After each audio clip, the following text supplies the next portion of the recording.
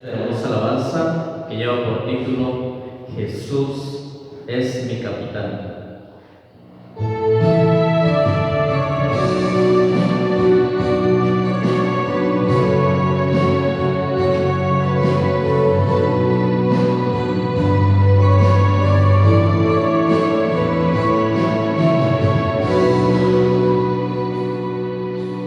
Tú eres mi capitán al frente del valle de tu paz y toda tempestad tú puedes disipar. Y a punto de naufragar no hay nada que temer, a puerto seguro tú sé que me guiarás. Paz, hermosa y sublime paz, la que infundes en mí, y en la tribulación a ti yo aclamaré. Mi barca sin ti podrá naufragar, no sé navegar por el profundo mar, guíame tú, condúceme pues, llevando el timón, y no temeré, si vientos hay sé que los calmarás, guíame tú.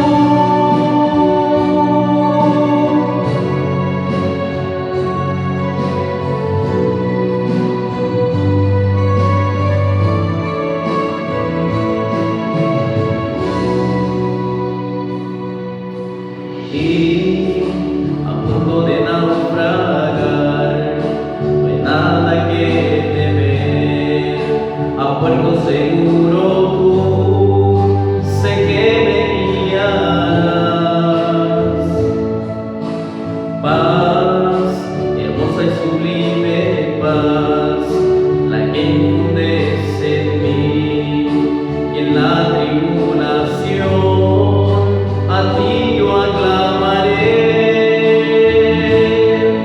Mi barca sin ti podrá naufragar, no sé navegar por el profundo mar, guíame tú, condúceme pues, llevando el timón, y no temeré, si vientos hay sé que los calmarás, guíame tú. Mi barca sin ti podrá naufragar, no sé navegar por el profundo mar, guíame tú, condúceme pues, llevando el timón, y no temeré, si vientos hay sé que los calmarás, guíame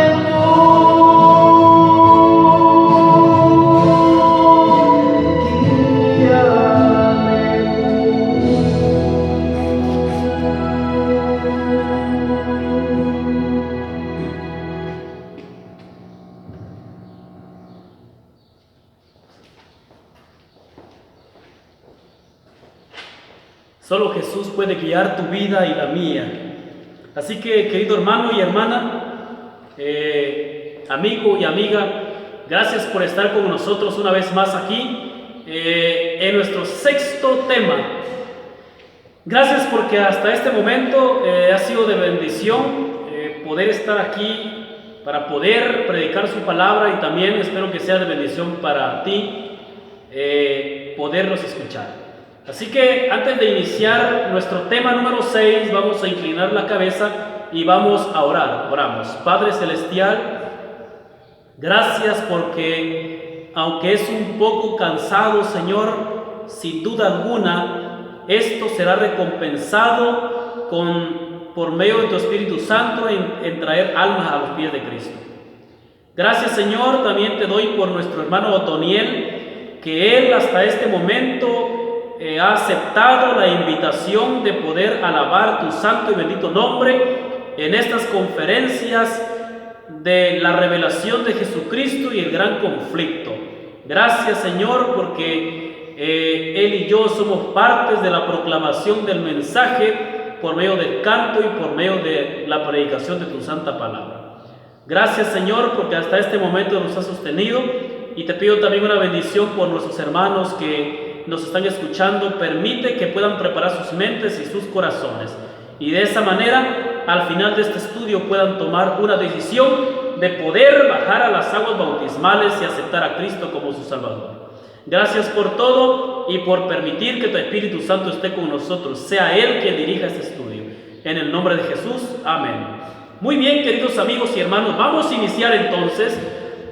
El título de esta lección es el juicio investigador. Vamos con el tema número 6.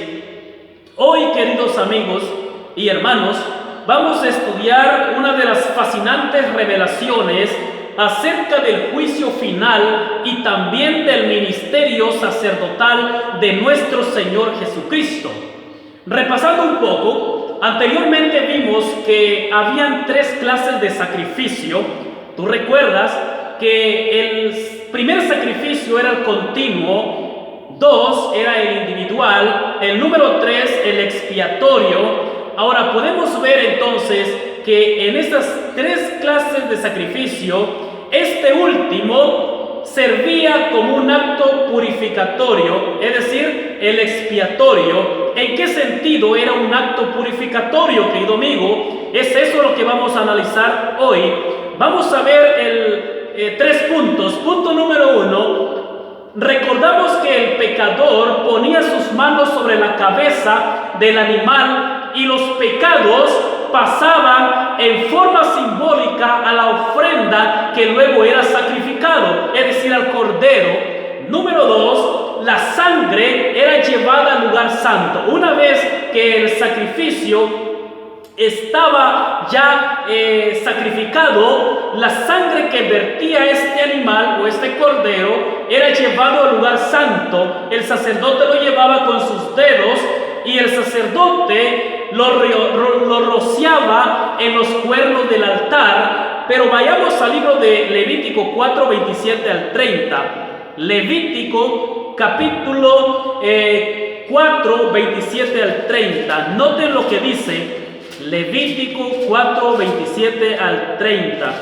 Dice la Biblia: si alguna persona del pueblo pecare con hierro, haciendo algo contra alguno de los mandamientos de Jehová, en cosas que no se han de hacer, y delinquiere, luego que conociere su pecado que cometió, traerá por su ofrenda una cabra sin defecto por su pecado que cometió, y pondrá su mano sobre la cabeza de la ofrenda de la expiación. Estamos repasando. Y la degollará en el lugar del holocausto. Luego, con su dedo, noten que no lo hacía el pecador, luego con su dedo el sacerdote, no el pecador, tomará de la sangre y la pondrá sobre el cuerno del altar, sobre los cuernos del altar del holocausto, y derramará el resto de la sangre al pie del altar. Podemos ver entonces, queridos amigos, que la sangre era llevada al lugar santo, y con los dedos del sacerdote rociaba los cuernos del altar del incienso.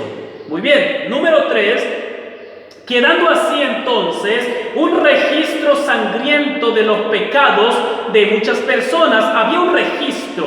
Noten lo que dice Jeremías 17:1. Vayamos al libro de Jeremías. Jeremías en su capítulo 17, versículo 1.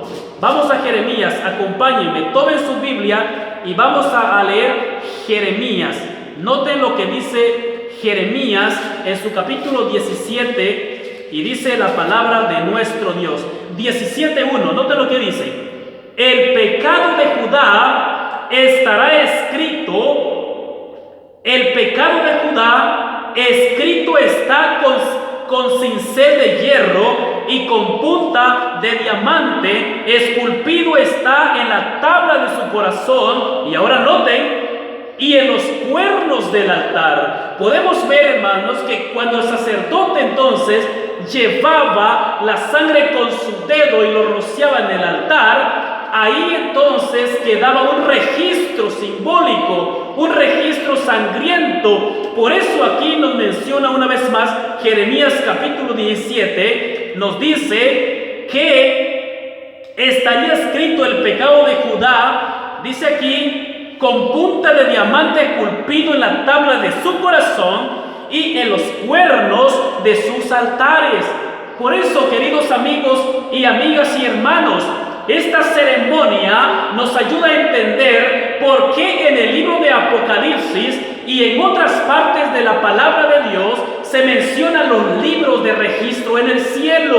A Dios no se le pasa absolutamente nada de lo que usted y yo hacemos en este mundo. Por eso hay libros donde están escritas todas las cosas que usted y yo hacemos en este mundo. Apocalipsis capítulo 20, versículo 12, también menciona los libros. Apocalipsis, allá en su capítulo 20, versículo 12, dice: y vi a los muertos, grandes y pequeños, de pie ante Dios. Ahora noten, y los libros fueron abiertos, y otro libro fue abierto, el cual es el libro de la vida, y fueron juzgados los muertos por las cosas que estaban, ahora noten, escritas en los libros según sus obras. Podemos ver entonces, amigos y hermanos, que como el santuario estaba contaminado por el registro simbólico de tantos pecados que se cometían durante el año, entonces era necesario purificarlo, y esto se hacía cada año por el sacrificio expiatorio. Ahora noten lo que dice Levítico 16, 29 al 34. Vamos a estar repasando este libro. Vamos al libro de Levítico, por favor, allá en su capítulo 16, y vamos a leer hasta el 34. Noten lo que dice 16, 29 al 34. Noten lo que dice 16, 29 al 34. Dice: y esto tendréis por estatuto perpetuo, en el mes séptimo, a los 10 días del mes, afligiréis vuestras almas. Se está refiriendo al año que iba a suceder esto.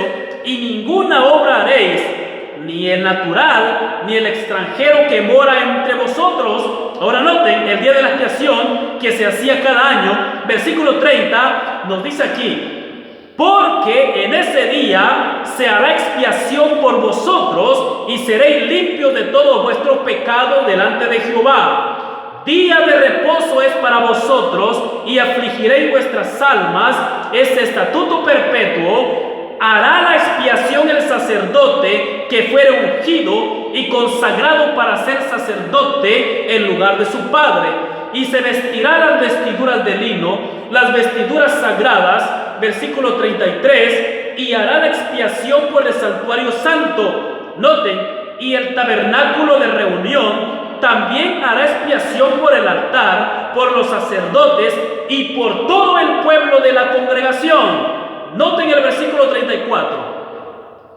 Y esto tendréis como estatuto perpetuo, para hacer expiación una vez al año. ¿Cuántas veces?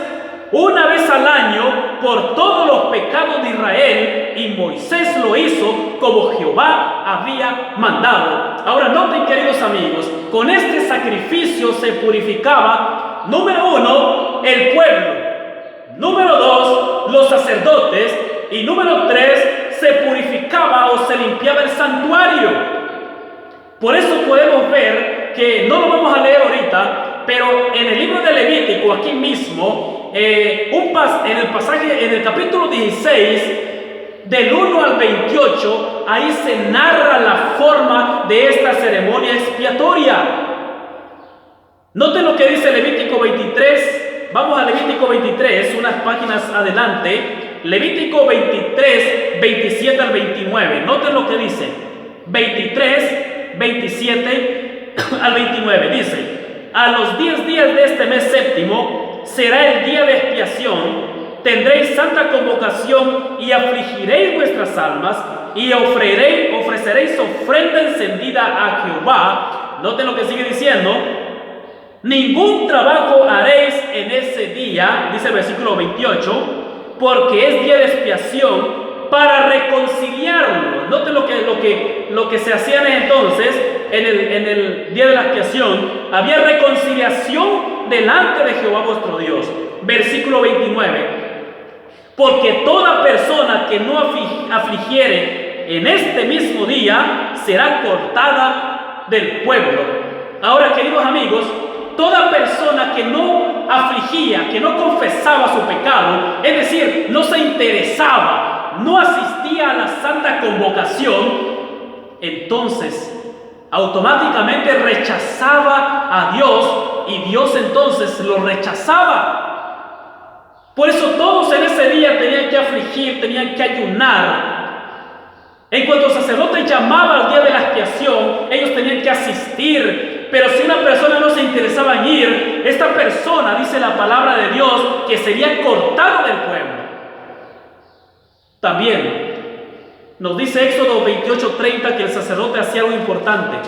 Note lo que el sacerdote hacía también. 28 capítulo 30. Noten lo que dice en ese día de expiación. Dice, y pondrás en el pectoral de juicio. Noten que ese día era un día de juicio. Y recuerden que en el tema anterior vimos que en 1844, después de los 2300 tardes y mañanas, vemos ahí que inicia un juicio. Eso quiere decir entonces que en el juicio que está hablando aquí también se está refiriendo a 1844 cuando inicia el juicio investigador. Noten lo que dice. Y pondrás en el pectoral del juicio Urim y Tumim, para que estén sobre el corazón de Aarón cuando entre delante de Jehová, y llevarás siempre a Aarón el juicio de los hijos de Israel sobre su corazón delante de Jehová. Podemos ver aquí que en este texto bíblico también el sumo sacerdote se colocaba el pectoral de juicio en ese día. Pero les tengo malas noticias. Malas noticias para aquellos que no han aceptado a Cristo como su Salvador. Noten por dónde comenzará el juicio. Primera de Pedro capítulo 4 versículo 17. Noten lo que dice Primera de Pedro capítulo 4 versículo 17. Noten lo que dice. Porque es tiempo de que el juicio comience por la casa de Dios. ¿Por dónde comenzará el juicio? Comenzará por la casa de Dios. Note lo que sigue diciendo. Y si primero comienza por nosotros, ¿cuál será el fin de aquellos que no obedecen el Evangelio de Dios? Hermanos queridos, estamos viviendo en el gran día de la expiación. No es el momento de celebrar, no es el momento de hacer fiesta, es el momento de entregarnos completamente a Cristo Jesús. Es el momento de afligir nuestras almas. Es el momento, hermanos queridos, donde no debemos de estar jugando si eres hijo de Dios o no lo eres. Es el momento en que tenemos nosotros que fundamentarnos solamente en servir a Jesús. La Biblia dice que no podemos servir a dos señores. Por eso, queridos hermanos, como estamos viviendo en este día de gran juicio, entonces debemos de hacer caso a la palabra de Dios. Y tú, querido hermano, que no has aceptado a Jesús como tu Salvador, hoy es el momento para que Jesús sea el que interceda por ti, para que Jesús sea el que te defienda, para que sea tu abogado delante del Padre y tú puedas pasar este juicio con la ayuda de Jesús. Ahora, 1 Pedro 4:17 habla de un juicio que debe comenzar por la casa de Dios. Se refiere a este juicio que somos objetos de lo que pertenecemos al pueblo de Dios. Eso quiere decir que todos los que entraron ya a este juicio, todos los que aceptaron a Jesús como su Salvador, Hermanos queridos, todos nosotros somos el objeto de este juicio. Pero también les tengo buenas noticias, de que en este juicio no estamos solos. En este juicio en la cual habla 1 de Pedro 4:17, no estamos solos, porque Cristo es el que nos defiende. Cristo es el que intercede delante del Padre por nosotros. Ahora, pero es un juicio de oportunidad donde Cristo mismo se presenta como nuestro abogado. Noten lo que dice 1 de Juan 2:1. Y me gusta la palabra de Dios lo que dice. Noten lo que dice 1 de Juan capítulo 2, versículo 1. Noten, 1 de Juan capítulo 2, versículo 1. Noten lo que dice. Hijitos míos, estas cosas os escribo para que no pequéis.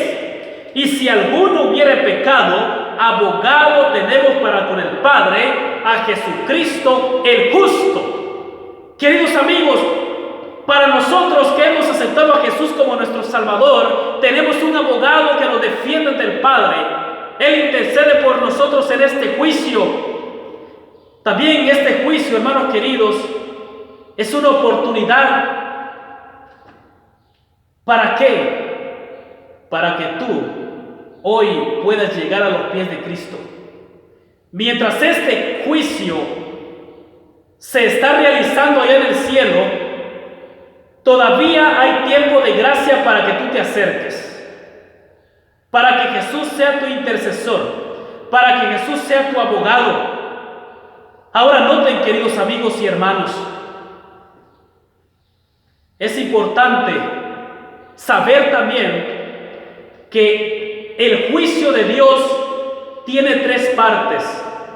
Número 1, el juicio investigador. Número 2, habrá un juicio de comprobación. Y número 3, habrá un juicio también ejecutivo. Ahora, quiero hablar un poco acerca del juicio investigador para que podamos entender los demás juicios y de esa manera saber entonces de qué lado estamos. ¿Qué es el juicio investigador? Noten, hermanos, que en el libro de Hebreos capítulo 9 versículo 23 al 28, ahí, hermanos, por cuestión de tiempo no lo vamos a leer, pero ahí en Hebreos 9, 23 al 28 hay dos declaraciones bien importantes. La primera declaración, hermanos queridos, dice que Jesús entró en el santuario. Noten la primera declaración. Nos dice que Jesús entró en el santuario celestial. Esto sucedió luego de su ascensión al cielo. ¿Se acuerdan que Jesús, después de que Él resucitó, Él se fue al cielo? Bueno, pues Jesús comenzó a interceder en el lugar santo. ¿Ok? Ahora, número 2, la segunda parte nos habla en el versículo 27 al 28, nos dice claramente que en la segunda parte hay un juicio que se realiza hasta poco antes de la segunda venida de Cristo. Entonces, hay dos declaraciones importantes. Número 1, Jesús entró en el lugar santo cuando Él ascendió al cielo. Pero en el versículo 28, del versículo 27 al 28, nos dice claramente que hay un juicio antes de que Cristo venga a este mundo. Este juicio se realiza en el lugar santísimo. Recuerden que cuando Cristo ascendió al cielo entró al lugar santo, pero Él no permaneció ahí en el lugar santo, sino que al finalizar los 2300 días o tardes y mañana, Jesús pasó del lugar santo al lugar santísimo. Eso quiere decir entonces que este juicio investigador se realiza allá en el lugar santísimo. Y el lugar santísimo, recordemos que es el segundo departamento. Esto inició en 1844, después del chasco. El juicio investigador inicia entonces en 1844, después del chasco. ¿Vamos bien hasta aquí? Muy bien, vamos a ir avanzando. Ahora, noten lo siguiente. Estamos ahora, queridos amigos y hermanos, en una época en que estamos siendo juzgados. Y esta primera parte del juicio se llama juicio investigador, como lo hemos visto. Ahora, ¿dónde dice eso? Noten que en 1844 aparece una declaración en Daniel 7, 9 al 10. Vamos al libro de Daniel, Daniel capítulo 7, versículo 9 al 10. Noten esta declaración. Y esta declaración se dio allá en 1844. Daniel 7, 9 al 10. Noten lo que dice. Estuve mirando hasta que fueron puestos tronos y se sentó un anciano de días cuyo vestido era blanco como la nieve y el pelo de su cabeza como lana limpia. Su trono llama de fuego y la rueda del mismo fuego ardiente. Un río de fuego procedía y salía de delante de él, millares de millares le servían y millones de millones asistían delante de él. Ahora noten lo siguiente, el juez se sentó y los libros fueron, ¿qué cosa? Fueron abiertos. Ahora, queridos amigos, en esta fase del juicio, el juicio investigador que se está llevando en este preciso momento, las personas que deciden aceptar a Jesucristo como su Salvador y quieren pertenecer también al pueblo de Dios, entran a este juicio de oportunidad. Noten, queridos amigos, los libros son abiertos y es analizado cada detalle de nuestra vida. Vayamos allá al libro de Eclesiastés 12:14. Noten lo que dice Eclesiastés 12:14. Es analizado nuestra vida. Vayamos allá, hermanos queridos. Tomen sus Biblias y acompáñenme para que no se aburran. Vayan conmigo a la palabra de Dios. Noten lo que dice el libro de Eclesiastés. Eclesiastés capítulo 12:14. Noten lo que dice. 12:14. Porque Dios traerá toda obra de juicio, juntamente con toda cosa encubierta, sea buena o sea qué cosa, o sea mala. Podemos ver entonces que en estos libros se está analizando o escribiendo cada detalle de tu vida y mi vida. Ahora, recordemos que un juicio no se debe de llevar a cabo si no hay una norma. La pregunta es, ¿cuál será la norma por la cual seremos juzgados? Noten lo que dice Santiago 2:12. Vayamos al libro de Santiago una vez más. Estamos manejando mucho la Biblia. Noten lo que dice el libro de Santiago en su capítulo 2.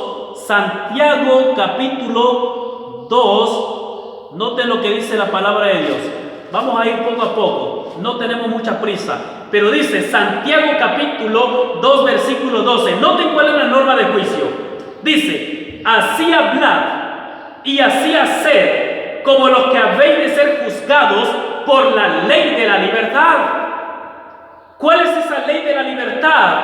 La ley de la libertad lo encontramos, hermanos queridos, allá en el libro de Éxodo, capítulo 20, versículo 1 al versículo 17. Y yo te dejo de tarea que lo leas, porque usted y yo seremos juzgados con esta norma de juicio. Los 10 mandamientos, la ley de Dios. Por eso, claramente podemos ver aquí que de los 10 mandamientos hay 4 mandamientos en la cual usted y yo demostramos que amamos a Dios con todo nuestro corazón, con toda nuestra mente y con toda nuestra fuerza. Y los 6 mandamientos, hermanos, se refieren para poder respetar y honrar a nuestros semejantes. Así que por medio de esta norma, queridos amigos y hermanos, seremos juzgados en el juicio. Ahora, por eso el Señor claramente dice, si me amáis, guarda mis mandamientos. Y una cosa quiero decirte, que nosotros no guardamos los mandamientos para salvarnos. Guardamos los mandamientos porque somos salvos en Cristo Jesús. Así que los mandamientos nos ayudan a establecer una relación con nuestro Dios y nos ayuda a establecer una relación con nuestro prójimo. Si tú le haces mal a tu prójimo, bueno, la palabra de Dios claramente dice, no matarás. Si tú matas y no te arrepientes, entonces serás juzgado por este mandamiento. Si tú, en el versículo 15, capítulo 20, dice, no robarás, pero si tú robas, serás juzgado por ese mandamiento. Pero noten lo que dice el 28. Para toda la cristiandad en la actualidad, los 10 mandamientos dicen que están en vigencia. Y recuerden que la Biblia dice que seremos juzgados por esta ley de la libertad. Pero ¿qué pasa si usted viola el cuarto mandamiento? Ahí sí nos metemos en problemas, porque la mayoría de toda la cristiandad enseña que los 10 mandamientos todavía los debemos de guardar.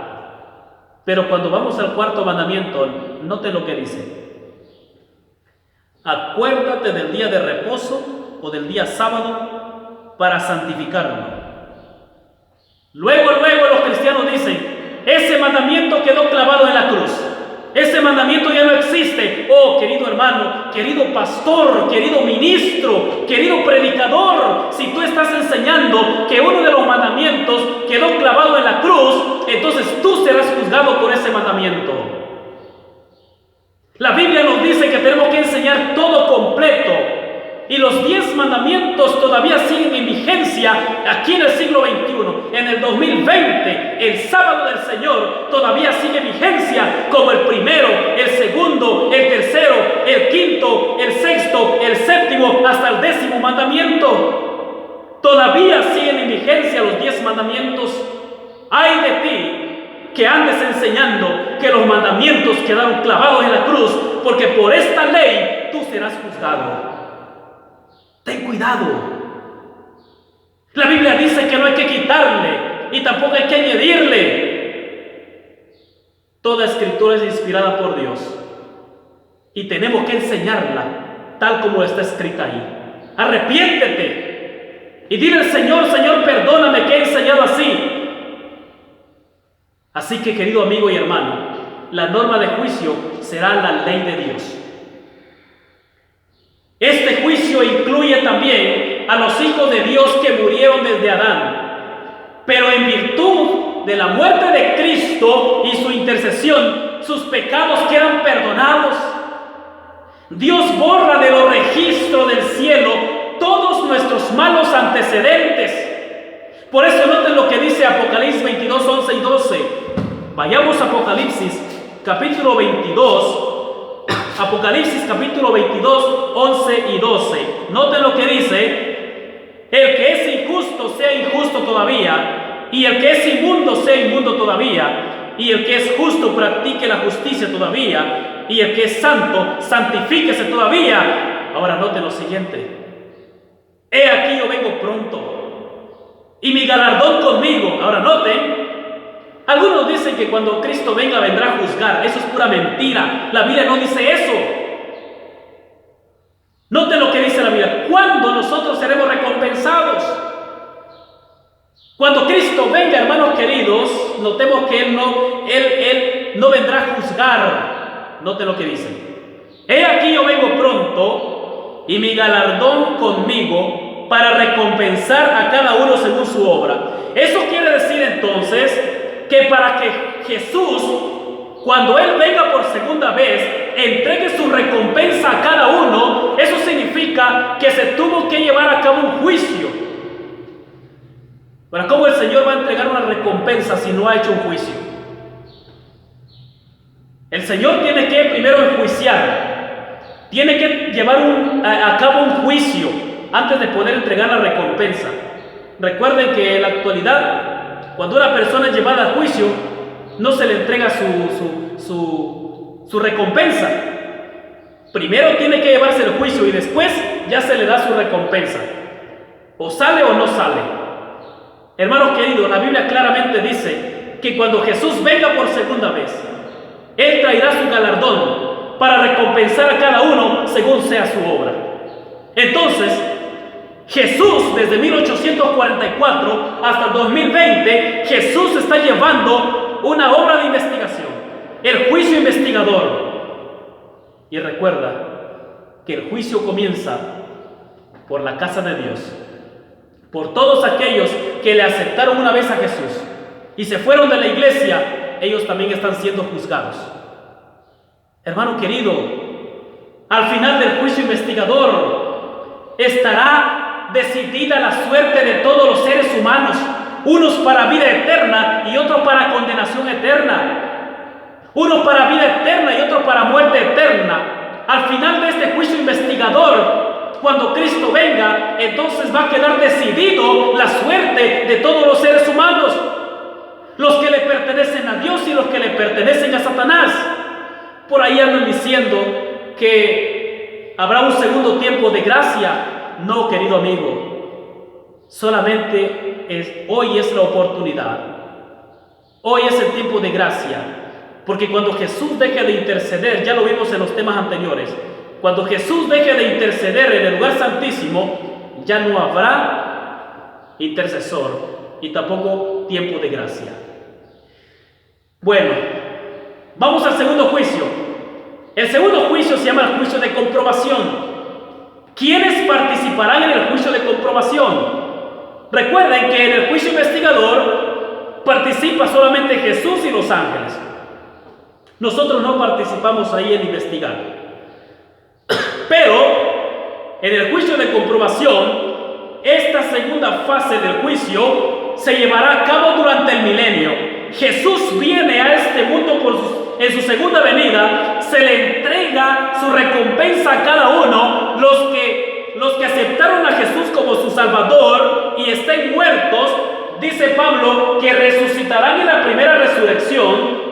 Luego nosotros, los que hayamos quedado, seremos arrebatados y seremos transformados en un abrir y cerrar de ojos y nos iremos al cielo con Cristo Jesús. Una vez que Jesús lleve su iglesia al cielo, esta tierra quedará desordenada y vacía, no quedará gente que viva aquí, solo los demonios y Satanás. Entonces, cuando lleguemos al cielo, comenzará el segundo juicio, que es el juicio de comprobación. Por eso, esta segunda fase de juicio se lleva a cabo durante el milenio, que lo vamos a estudiar más adelante. Esto no va a quedar así, tenemos que aclarar todo eso. Noten lo siguiente, queridos amigos, que en ese entonces, cuando seamos llevados al cielo, después de la segunda venida de Cristo, comienza el milenio, los santos de Dios, los hijos de Dios, comprobarán la sentencia dictaminada y analizarán la vida de los que no alcanzaron la salvación y aún del mismo diablo, y se verán las razones por las cuales serán condenados en el juicio ejecutivo. Oh, queridos hermanos, noten lo que dice Pablo en 1 Corintios 6:2. ¿Quiénes participarán de ese juicio? Vamos al libro de 1 Corintios, capítulo 6, versículo 2. Noten lo que dice la Biblia, 6:2. Dice la Biblia: ¿o no sabéis que los santos han de juzgar al mundo? Ah, qué interesante. ¿Quiénes participarán en el juicio de comprobación después del juicio investigador? Pablo dice: ¿o no sabéis que los santos han de juzgar al mundo? Y si el mundo ha de ser juzgado por vosotros, ¿sois dignos de juzgar cosas tan pequeñas? Muchas veces nosotros queremos juzgar a la gente aquí. No, queridos amigos, habrá un tiempo en que los salvados comprobarán por qué no se salvó la persona que traía muchos estudios bíblicos. En ese tiempo nosotros nos daremos cuenta por qué aquel gran predicador predicaba tan bonito y no está. Esas dudas serán esclarecidas ahí en el juicio de comprobación.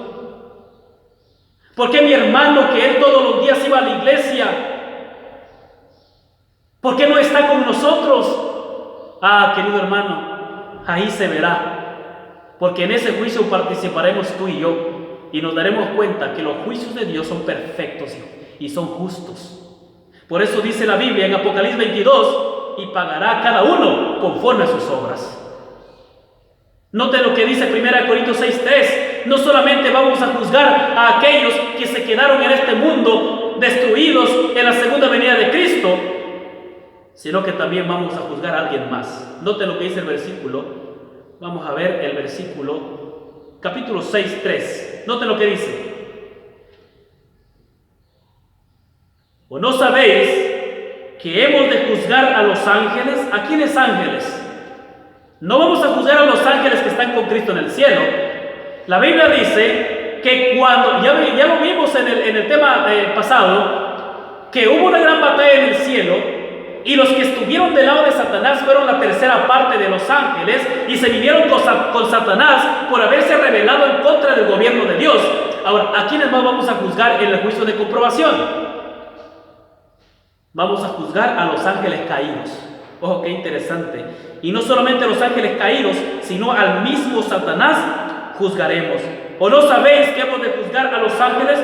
¿Cuánto más las cosas de esta vida? Oh, queridos amigos, noten lo que dice Apocalipsis 23 al 4. Vayamos a Apocalipsis 23 al 4.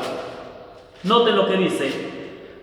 Para reforzar esto, Apocalipsis capítulo 20, versículo 3 al 4. Dice: y lo arrojó al abismo y lo encerró, y puso su sello sobre él para que no engañase más a las naciones, hasta que fuese cumplido 1000 años. Y después de esto debe ser desatado un poco de tiempo Satanás.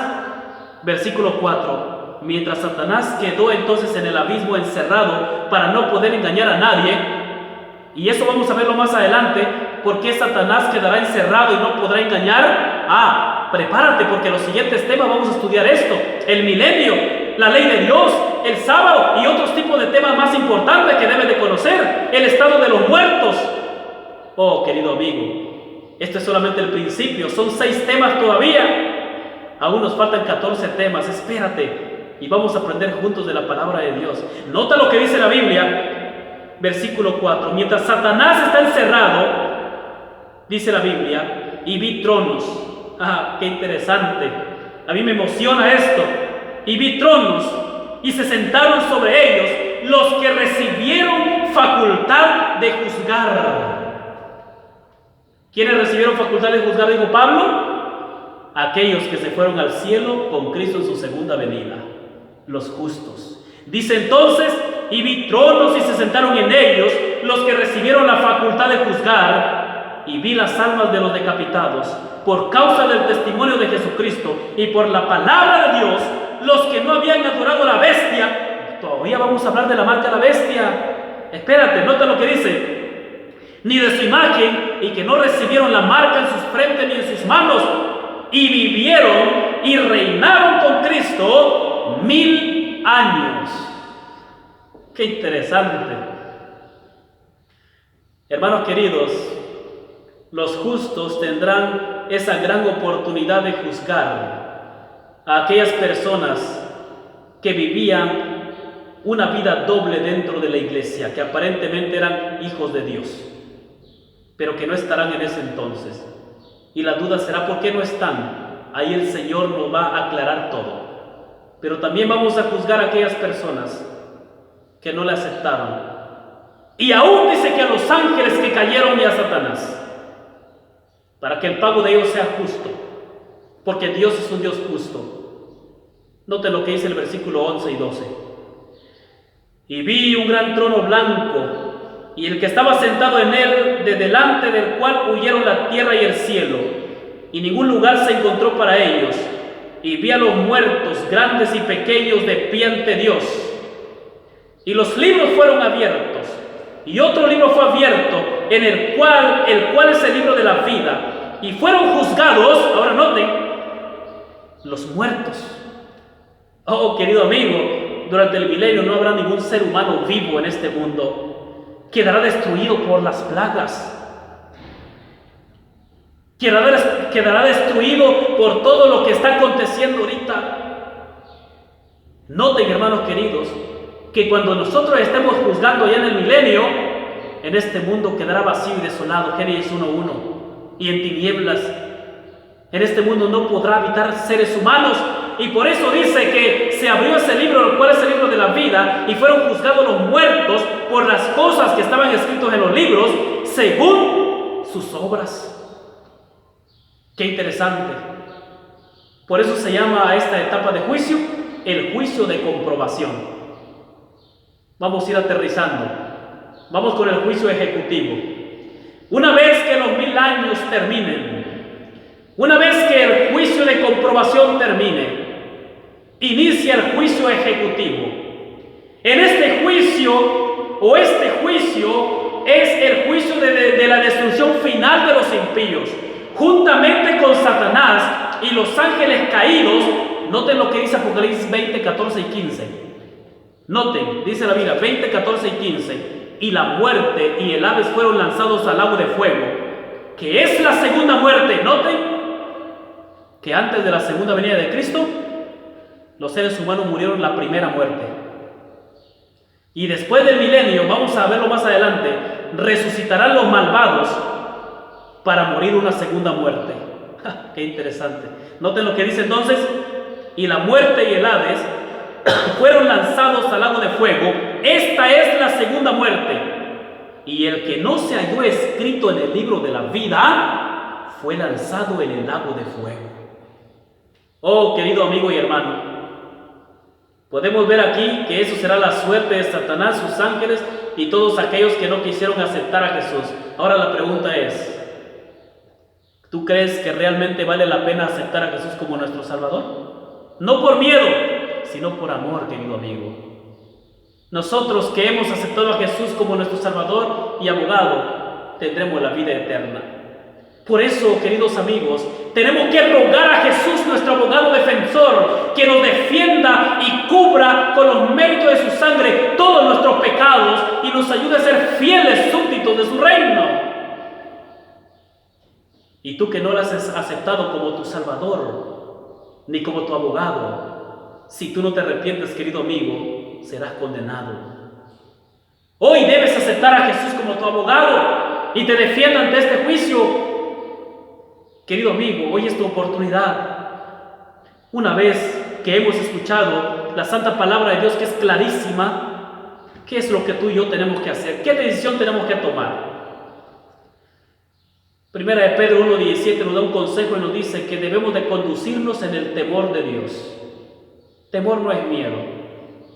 El temor es que tú respetes la palabra de Dios. Número 2, debemos de tener confianza en Dios de acuerdo a Primera de Juan 4:17. Y número 3, en el mensaje pasado vimos que usted y yo, que aceptamos a Jesús como nuestro Salvador, tenemos esa responsabilidad y ese gran privilegio de anunciar que la hora de juicio ha llegado y muchos puedan venir a los pies de Cristo, ya que solo los que acepten a Cristo son juzgados y tienen el favor en el juicio. La pregunta es, querido amigo y hermano, ¿decides hoy entrar en el juicio del Señor aceptando a Jesús como tu Salvador y tu abogado personal? Dos opciones: o aceptamos a Jesús y tenemos vida eterna,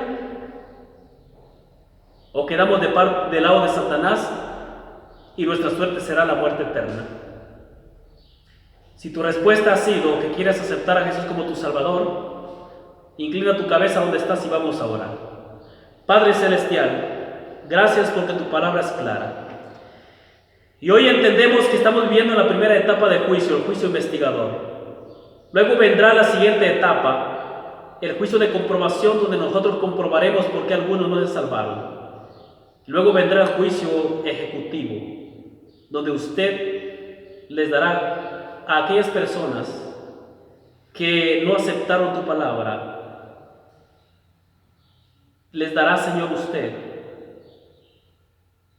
la muerte eterna. Tu palabra dice claramente que descenderá fuego del cielo y los consumirá.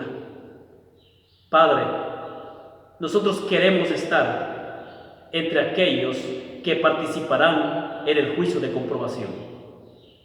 Queremos ir al cielo con usted, Señor. Queremos obedecer tu palabra. queremos hoy entregarnos en tus manos. Y aquellas personas, Señor, que han visto este mensaje y tienen, Señor, el deseo de aceptar a Jesús como su Salvador, Señor, acéptalos como sus hijos y perdónales sus pecados.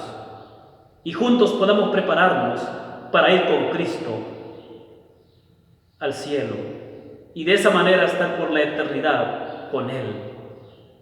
Señor, en tus manos pongo a cada uno de aquellos que vieron este mensaje y lo están viendo. Te pido, Padre, que sus corazones están duros. Ve con el cincel de tu Espíritu Santo y quebrante ese corazón de piedra y pon un corazón de carne para que puedan aceptar a Jesús.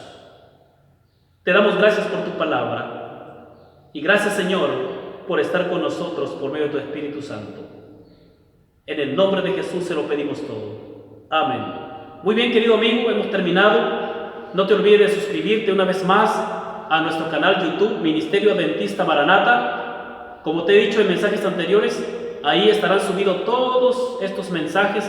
Son 20 mensajes, revelaciones de Jesucristo y el conflicto, y el gran conflicto entre Cristo y Satanás. Así que suscríbete para que puedas recibir estos videos y también te damos la oportunidad de que lo puedas compartir con otros y sea una bendición. No compartas solamente uno, si vas a compartir, comparte toda la serie de 20 para que de esa manera puedan ellos entender todo el plan de salvación y puedan ver a Jesús revelado en las Sagradas Escrituras. Te mando un fuerte abrazo y el Señor te siga bendiciendo.